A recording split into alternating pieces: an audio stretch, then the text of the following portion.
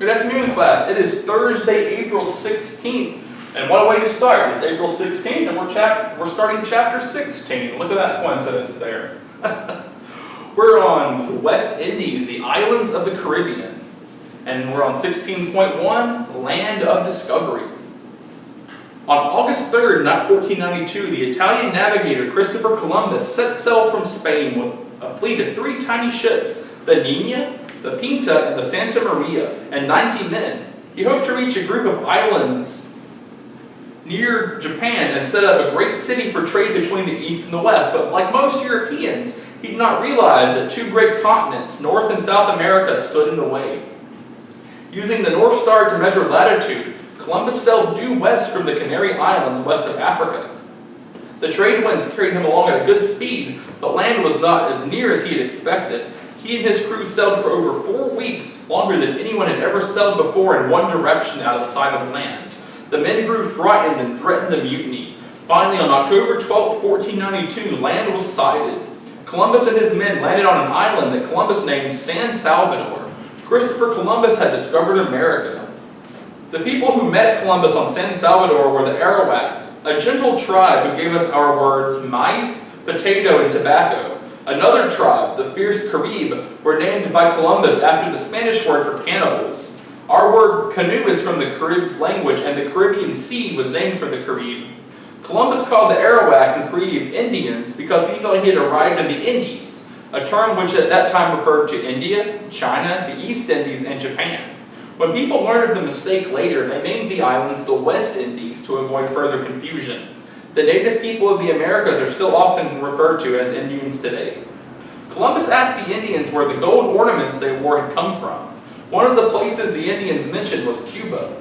Thinking he was near Asia, Columbus understood the Indians to be saying Zipango, another name for Japan. Columbus and his men sailed along the coast of Cuba, Hispaniola, and several other islands, observing the customs of the Indians and continuing their search for gold. When the Santa Maria sank off the coast of present-day Haiti on Hispaniola, a friendly Indian chief helped save the cargo. Columbus built a fort there and left about 40 men on the island to look for gold. He then sailed back to Spain with the Niña and Pinta, taking several captive Indians with him. The return voyage sailing against the trade winds was extremely rough, but Columbus and his crew finally arrived in Spain.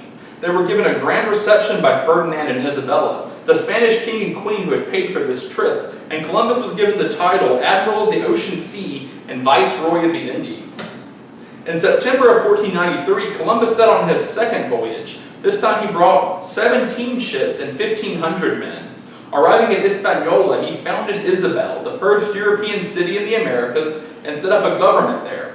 He also discovered Puerto Rico, Jamaica, and some smaller islands. On his third voyage in 1498, Columbus sailed further south and was caught in the doldrums for 8 days. The men suffered from the intense heat until a wind finally arose and carried them to South America, where they discovered the mouth of the Orinoco River. On his fourth voyage in 1502, Columbus reached the coast of Honduras and discovered the Isthmus of Panama. Although Christopher Columbus died in Spain in 1506, he lives on in history as one of the greatest seamen the world has ever known.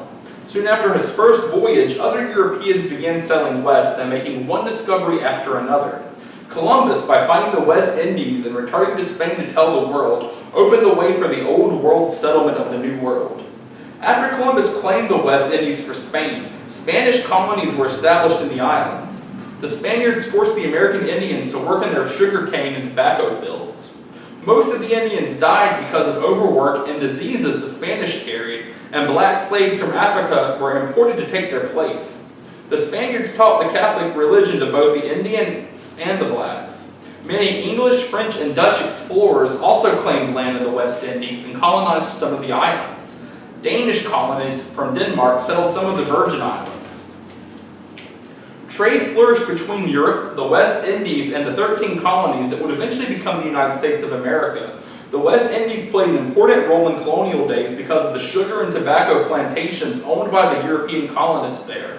During the 1600s and 1700s, pirates terrorized these trading ships laden with gold that sailed to the islands. A tiny island in the Caribbean's Virgin Islands, Dead Chest Island, was the place where Blackbeard left 15 mutinous members of his crew to die. Let's talk about the West Indies in modern times. When slavery was abolished in the West Indies during the 1800s, Chinese, Portuguese, Spanish, and East Indian laborers went to the islands to work in the plantations. Thousands of East Indians from India went to the Lesser Antilles, especially Trinidad, Jamaica, Martinique, and Guadeloupe. They were hard workers and adapted well to the climate. Today, more than 1/3 of the people of Trinidad are of East Indian ancestry, and most of these are followers of the Hindu or Muslim religions.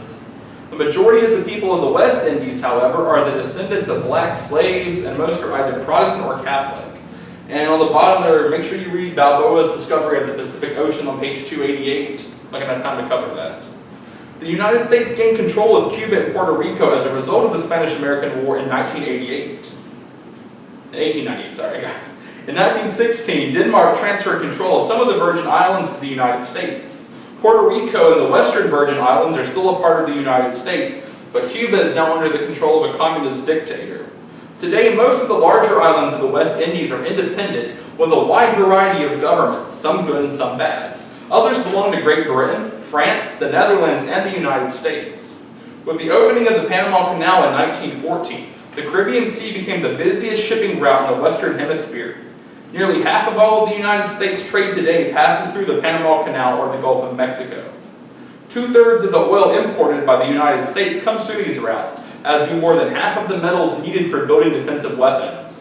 This is one reason why the United States is interested in helping the West Indies remain financially stable and free from further communist dictatorship. Guys, that concludes today's lesson. Make sure though that on Comprehension Check 16A that you do those 3 questions. And make sure you read that little section about Balboa that I didn't get to also. Y'all have a good rest of the day. See you later.